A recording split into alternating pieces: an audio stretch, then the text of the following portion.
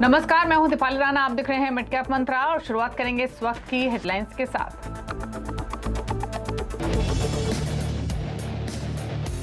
Full speed में दौड़ रहे हैं बुल्स। 108 सत्रों के बाद निफ्टी फिर निकला 18,000 के पार। HDFC twins, Infosys, Bajaj finance ने भरा जोश। बैंक निफ्टी और मिड कैप्स में भी खरीदारी।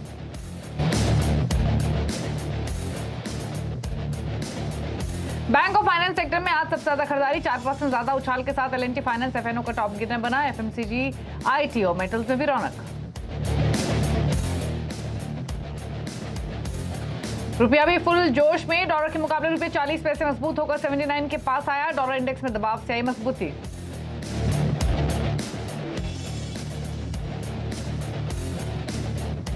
एचडीएफसी लाइफ में आज हुई बड़ी ब्लॉक डील।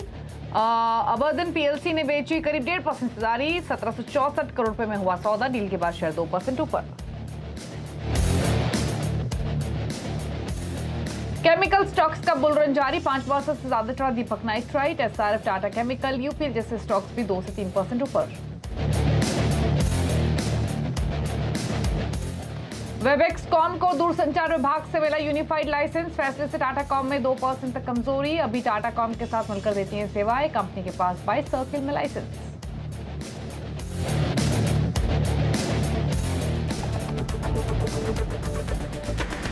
आप देख रहे हैं मिड कैप मंत्रा और बाजार का जोश हाई और निफ्टी 18,000 के ऊपर कारोबार करते हुए, टिकते हुए और एक मोमेंटम तेजी का लगातार बाजार में बना हुआ है। तो दिन के ऊपरी स्तरों पर आकर फिलहाल बाजार कारोबार कर रहा है। ऑलमोस्ट 150 अंकों की तेजी आप निफ्टी में इस वक्त देख रहे हैं। 18,076 के मौजूदा लेवल्स है। तो अब तक हुआ क्या है बाजार में वो दिखाएंगे, लेकिन पहले जरा विदेशी बाजारों से जो संकेत हैं उनको समझ लेते हैं और उसके बाद बाजार की बड़ी बातें भी आपको बताएंगे। पहले देख लेते हैं एशियन मार्केट्स का हाल। और एशियाई बाजारों में आपको मिला जुला ट्रेंड आज के सेशन में दिखाई देगा। हालांकि निकाई, कॉस्पी, ताइवान तीनों ही बाजार हरे निशान में ट्रेड कर रहे हैं। यहाँ पर 1/4% से लेकर 3% तक की मजबूती है। हैंग सेंग दबाव में है थोड़े। शंघाई फ्लैट है और स्ट्रेट टाइम ज्यादा % ऊपर कर रहा है कारोबार। अमेरिका के फ्यूचर्स देखेंगे। डाउ फ्यूचर्स 84 अंक ऊपर है और नेस्डैक का फ्यूचर 34 अंक ऊपर है। तो बहुत ज्यादा तेजी तो अमेरिका के फ्यूचर्स में नहीं है, बट थोड़ी थोड़ी बढ़त के साथ यूएस फ्यूचर्स फिलहाल ट्रेड कर रहे हैं। ये फिलहाल के संकेत हैं। तो अब तक हुआ क्या है बाजार में, बड़ी बातें आपके सामने लेकर आते हैं। बाजार में शानदार तेजी बनी हुई है। 18,000 के ऊपर निफ्टी है। बैंक निफ्टी भी सपोर्ट कर रहा है 200 अंकों से ज्यादा की तेजी के साथ। मिड कैप इंडेक्स आधा % ऊपर है। आज के सेशन में बहुत ज्यादा गिरावट किसी पॉकेट में आपको नहीं दिखाई देगी, लेकिन कुछ पॉकेट्स हैं जो एक अच्छी परफॉर्मेंस दिखा रही है, कुछ सुस्त हैं। मेटल, फाइनेंशियल, हेल्थ केयर, यहाँ पर थोड़ी बाइंग है। ऑटो थोड़ा पीछे आज, पावर परफॉर्म नहीं कर रहा है। ऑयल एंड गैस स्टॉक्स लाल निशान में है। मिड कैप्स में ढेर सारी पॉकेट्स आपको दिखाई देंगी। सीमेंट, केमिकल, लेदर, राइस, ये तमाम स्टॉक्स तेजी के साथ कर रहे हैं कारोबार। अब अपॉर्चुनिटी कहाँ है रिमेनिंग सेशन के लिए, इसको समझते हैं। प्रकाशगाबा.com के प्रकाश गाबा हमारे साथ मौजूद हैं। गाबा साहब नमस्कार, स्वागत है आपका। तो पहले तो बताइए निफ्टी, बैंक निफ्टी दोनों पर रिमेनिंग सेशन के लिए क्या व्यू है अभी के चार्ट्स देखकर, क्यूज देखकर? लगता है कि अब तक तो मार्केट ऊपर ही है, वीकनेस तो नहीं है, तो फिर अपसाइड होना चाहिए, सिंपल एज दैट। क्योंकि स्ट्रक्चरली मुझे लगता है कि 18,000 ये अब भी स्ट्रॉन्ग सपोर्ट जोन बन गया निफ्टी में। और बैंक निफ्टी में कहूंगा कि 40,600 एक स्ट्रॉन्ग सपोर्ट जोन। जब तक इसके ऊपर है तो हमको लगता है कि अपनी मिलना चाहिए। बस स्टे लॉन्ग, स्ट्रेच है मार्केट, बट है तो अब ऊपर। ओके, तो खरीदारी की पोजीशन से तो डेफिनेटली होल्ड कर सकते हैं। गावा साहब का यही व्यू है। ऊपरी स्तरों के आसपास ही कारोबार करते हुए फिलहाल आपको निफ्टी बैंक दिखाई देगा। स्टॉक्स तो काफी सारे हैं गावा साहब जो मोमेंटम में हैं। आपने कौन से 2 स्टॉक्स निकाले हैं? मुझे हिंदुस्तान कॉपर अच्छा लगता है। यहाँ पर एक तेजी है। 122 का स्टॉप लाभ अच्छा है, अपट्रेड कर रहा है 123 में। 125 पॉसिबल है हिंदुस्तान कॉपर में। दूसरा स्टॉक जो पसंद है इस वक्त वो मुझे जिंदल स्टील। यहाँ पर 448 में ट्रेड कर रहा है। यहाँ स्टॉप होना चाहिए 445 का। टारगेट है कि करीब 455 पॉसिबल है इसमें, जिंदल स्टील पे।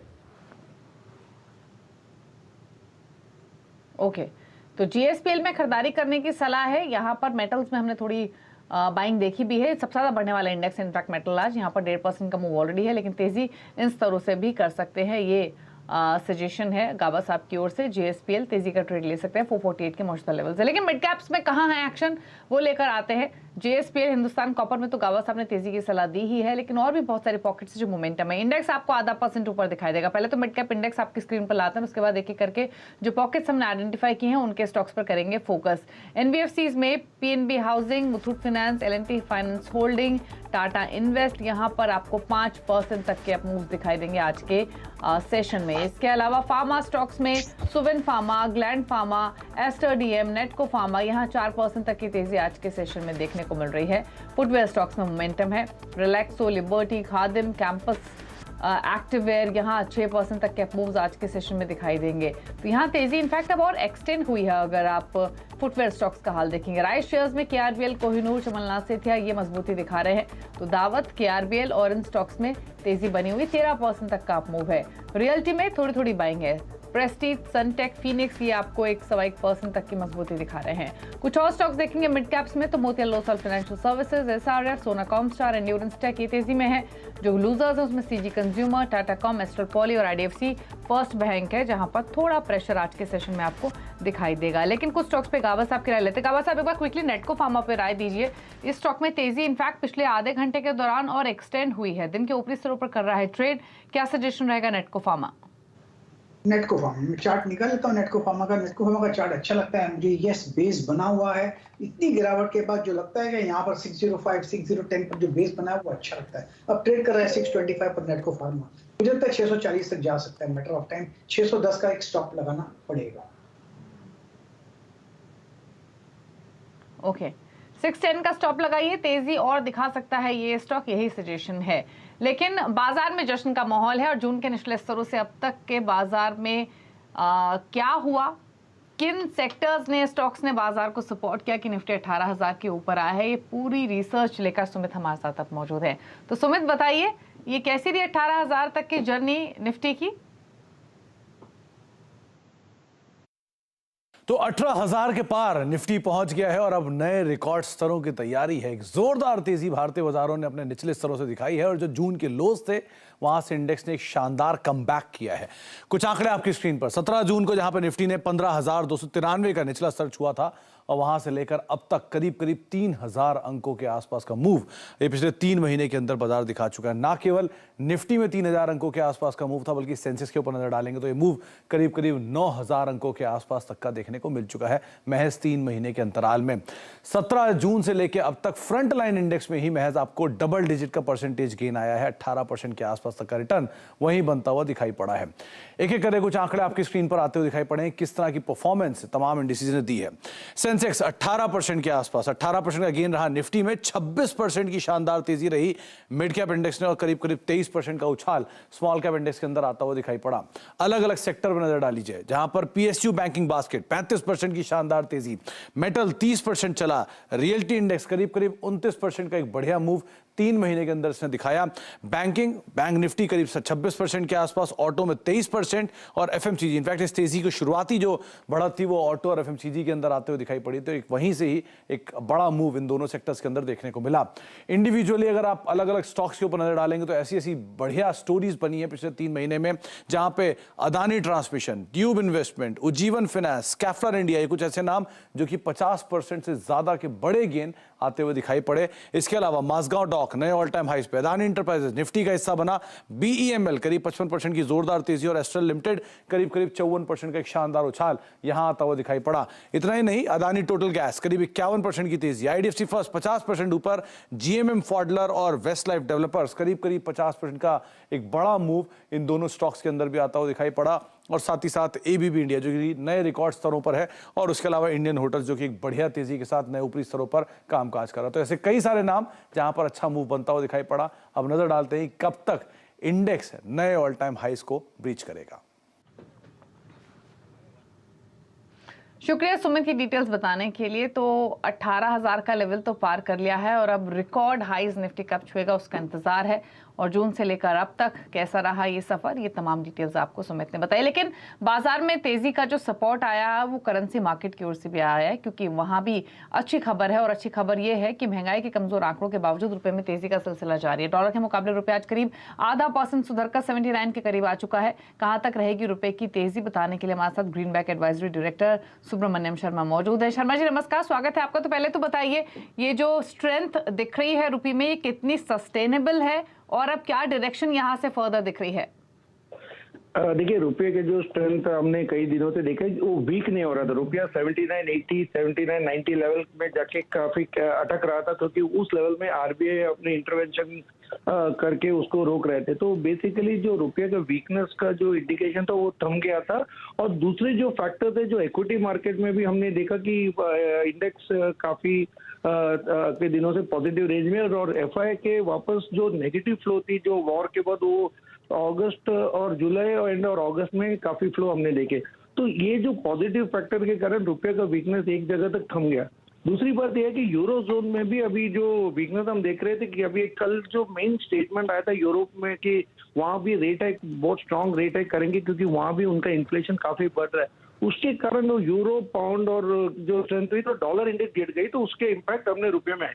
तो रुपया में जो अभी जो डायरेक्शन है थोड़े डाउनवर्ड है, मे बी रेंज बाउंड है 79 के ब्रेक भी हम देखेंगे, 78 80 भी हम देखेंगे, लेकिन लोअर लेवल में थोड़े बाइंग आ सकती है। और ओवरऑल जियोपॉलिटिकल सिचुएशन इतनी ठीक नहीं हुए कि रुपये को वन साइडेड गेन देखने। तो दो फैक्टर हमें एक ध्यान रखना चाहिए, वन इज क्रूड प्राइस कहाँ जा रही है, और दूसरी बात है इन्फ्लेशन फिगर्स और रेट हाइक इंडिया में कितनी होना है। लेकिन मोटा मोटा जो आउटलुक रुपये का पॉजिटिव लग रहा है, वो ज्यादा वीक नहीं हो रहा है। तो आज की तारीख में जब बाकी कंट्रीज जो इकोनॉमीज में वीकनेस, वो इंडिया में वो नहीं है। इन्फ्लेशन कंट्रोल में, इनफैक्ट अपने सेंट्रल बैंक गवर्नर ने क्लियरली बताया कि हमने इन्फ्लेशन कंट्रोल में, अगला साल और घटेगी। तो रेट हाइक जो बात कर रहे हैं वो 50 बेसिस पॉइंट से कम भी हो सकती है। तो ये जो सारा पॉजिटिव फैक्टर्स के कारण रुपया में एक पॉजिटिविटी है, और एक अपॉर्चुनिटी में थोड़ा करेक्शन और गेन हो रही है। लेकिन लोअर लेवल में हम थोड़े बाइंग देख पाएंगे, शायद इंपोर्टर्स जो साइडलाइन में थे वो बाई करेंगे, थोड़े प्रॉफिट बुकिंग भी हो सकती है, वो नीचे के लेवल होल्ड कर सकते हैं। ब्रॉडर आउटलुक है, yes the rupee outlook is little positive. Okay, तो जो गेन होगा 78 80 लेवल अगर ब्रेक होगा तो शायद और नीचे। आपने रिस्क फैक्टर्स का भी जिक्र किया, इन्फ्लेशन है, क्रूड प्राइस मूवमेंट है, ये फैक्टर्स भी इंपॉर्टेंट रहेंगे फर्दर रुपी मूवमेंट के लिए। तो मैं लेवल्स के हिसाब से एक चीज और जानना चाहती हूँ मिस्टर शर्मा, आपने कहा 78.80 आ सकता है, वो ब्रेक होगा तो स्ट्रेंथ और एक्सटेंड होगी। तो ये कहाँ तक एक्सटेंड हो सकती है फर्दर अगर 78.80 ब्रेक होता है ये? और अगर रिस्क को भी इंक्लूड करें तो रिस्क, अगर कुछ भी क्रूड प्राइस मूवमेंट, इन्फ्लेशन की कोई भी चिंता हावी होती है, तो कितना रिस्क आपको कमजोरी की तरफ दिख रहा है? ठीक है, जो रिस्क फैक्टर हमने बात किया मेनली ये जो है यूएस इंटरेस्ट रेट हाइक और ये जो क्रूड प्राइसेस और जियोपॉलिटिकल सिचुएशन। तो 80 जो लेवल हमने देखे थे उसके पार जो आरबीआई का एक्शन होगा वो डिटरमाइन करेगा और वीकनेस होगी। लेकिन लगातार आरबीआई ने 2-3 बार इंटरवीन करके 80 का लेवल प्रोटेक्ट किया, यानी इस तरफ रुपये का वीकनेस लिमिटेड लग रहा है टुवर्ड्स 80-20 के आसपास। As far as the appreciation is concern, yes अभी इक्विटी मार्केट का जो दौर चल रहा है पॉजिटिविटी और एफआई के इनफ्लोज आने लगेगी। और अगर डेट मार्केट में जो पॉजिटिविटी आई है, जो इंडियन बॉन्ड को जो ग्लोबल डेट इंडेक्स में ऐड करने वाले, उसके कारण जो फ्लो आएगी, तो डेफिनेटली फ्लो रिलेटेड रुपये अप्रिसिएशन हो सकती है। तो 78-80 के नीचे उस टाइम अगर फ्लोज अच्छी रही तो ये 78-50 78-20 भी जा सकती है। तो ब्रॉडर आउटलुक है, फ्लो अगर अच्छी रही और इंडिया आउटलुक अच्छी रही और इक्विटी मार्केट पॉजिटिव रही तो रुपये कैन अप्रिशिएट। तो द शॉर्टर रेंज जो रुपये का है 79 to 79-80 और बिगर रेंज है 78-50 to मे बी 80। तो अपसाइड 80 की तरफ कैप लग रहा है।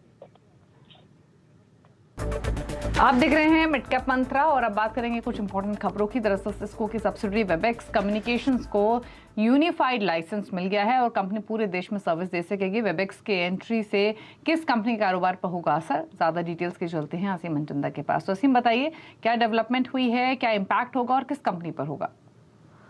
देखिए, जो यूनिफाइड लाइसेंस होता है उसके जरिए आप कोई भी टेलीकॉम सर्विस जो दे सकते हैं। अभी तक सिर्फ टेलीकॉम कंपनी इसके लिए आवेदन करती थी और टेलीकॉम कंपनियों को ही यूनिफाइड लाइसेंस जो वो दिया जाता था।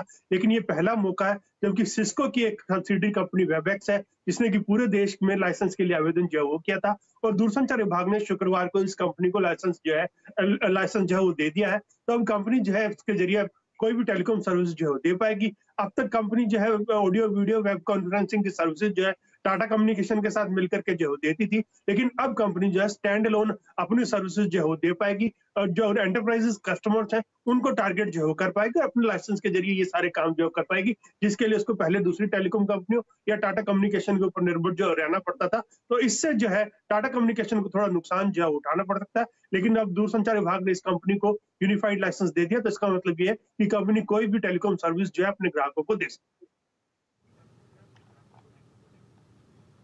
ठीक है, शुक्रिया असीम आपका ये डिटेल्स बताने के लिए। टाटा कॉम ऑलरेडी आपको लाल निशान में इसीलिए दिखाई भी देगा 1242 के लिए, क्योंकि कंपटीशन टाटा कॉम के लिए यहाँ बढ़ता हुआ दिखेगा। लेकिन अब बात करें खिलाड़ी नंबर 1 की अपडेट की। इस हफ्ते शेख खान के गौरव रत्न पार्क की, स्टॉक मसाला.com के कृष सुब्रमण्यम और यस सिक्योरिटीज के अमित त्रिवेदी के बीच मुकाबला हो रहा है। अब तक के रिटर्न की स्थिति क्या है वो आपकी स्क्रीन पर लेकर आते हैं। तीनों ही खिलाड़ियों के बीच में जो मुकाबला चल रहा है आज उसका दूसरा दिन है और मुनाफे के मीटर के हिसाब से जो स्थिति है वो आपकी स्क्रीन पर है। लीड कर रहे हैं अमित त्रिवेदी 0.7% रिटर्न के साथ। गौरव रत्न पार्क की फ्लैट टू पॉजिटिव बायस इनका पोर्टफोलियो लैंड कर रहा है रिटर्न, और कृष सुब्रमण्यम का पोर्टफोलियो नेगेटिव 1.5% के रिटर्न फिलहाल दे रहा है। तो ये है रिटर्न्स की स्थिति और इसी के साथ एक ब्रेक का भी वक्त हो गया है। मिड कैप मंत्रा में ब्रेक के उस पार आप देखेंगे न्यू यॉर्क कंपनी में बातचीत करेंगे एनसीसी के head of VP finance Vijay Kumar.